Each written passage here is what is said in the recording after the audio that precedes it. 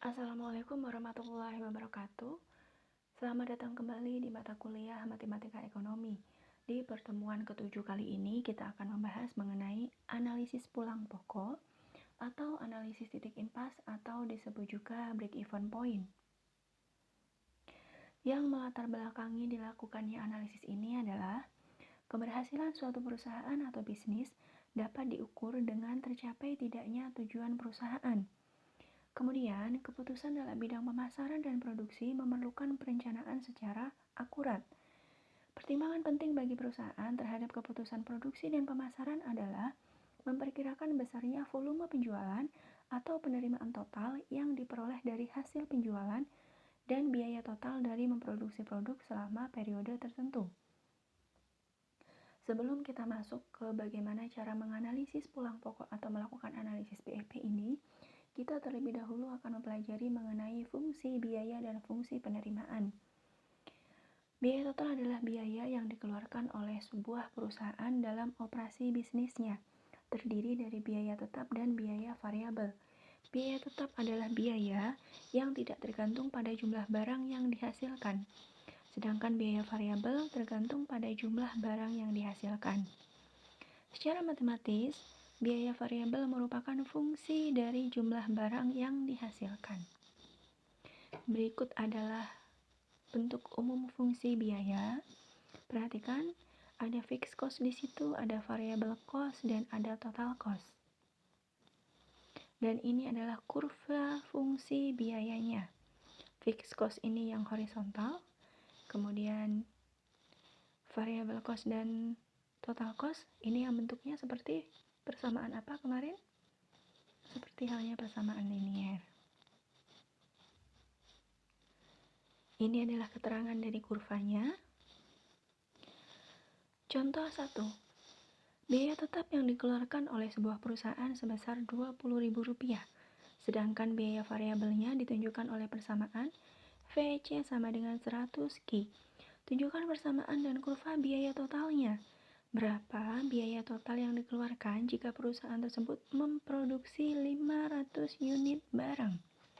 Coba silahkan kalian kerjakan dan kita akan diskusikan jawabannya. Selanjutnya, setelah biaya ada yang namanya penerimaan. Penerimaan total atau total revenue adalah hasil kali jumlah barang yang terjual dengan harga jumlah per unit barang tersebut. TR sama dengan P kalikan Q atau fungsi dari Q. Bentuk gambar kurvanya adalah seperti ini dan ini adalah keterangannya. Selanjutnya adalah contoh 2. Harga jual produk yang dihasilkan oleh sebuah perusahaan adalah Rp200 per unit. Tunjukkan persamaan penerimaan total perusahaan ini. Berapakah besarnya penerimaannya bila terjual barang sebanyak 350 unit? Selanjutnya adalah bagaimana kita menghitung analisis pulang pokok atau analisis titik impas atau BEP. Analisis BEP ini digunakan untuk menganalisis jumlah minimum produk yang harus dihasilkan atau terjual agar perusahaan tidak mengalami kerugian. Keadaan BEP atau di mana profit ini sama dengan 0 atau P sama dengan 0 terjadi apabila TR sama dengan TC, di mana perusahaan tidak memperoleh keuntungan tetapi tidak juga menderita kerugian. Secara grafik, hal ini ditunjukkan oleh perpotongan antara kurva TR dan TC. Seperti gambar berikut ini. Kalau di atas dari equilibrium ini maka akan untung, kalau di bawah maka akan rugi. Karena apa? Karena harga equilibriumnya ada di sebelah sini yang ada tulisan Rp-nya. Dan jumlah equilibriumnya ada di QE. Jadi kalau di bawah itu maka mereka akan mengalami kerugian. Manfaat dari BEP sebagai alat perencanaan untuk menghasilkan laba. Yang kedua, memberikan informasi mengenai berbagai tingkat volume penjualan serta hubungannya dengan kemungkinan memperoleh laba menurut tingkat penjualan yang bersangkutan. Yang ketiga, mengevaluasi laba dari perusahaan secara keseluruhan. Dan yang keempat, mengganti sistem laporan yang tebal dengan grafik yang mudah dibaca dan dimengerti.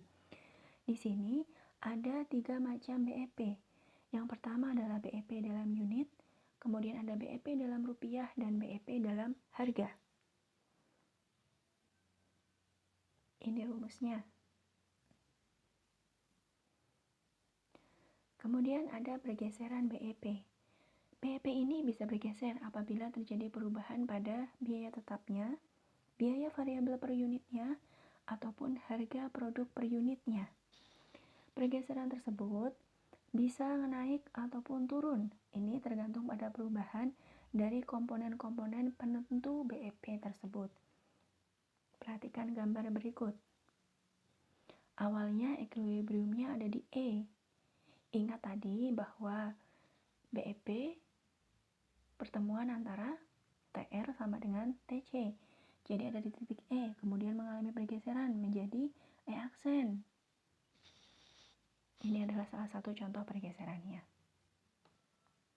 Berikutnya saya punya contoh.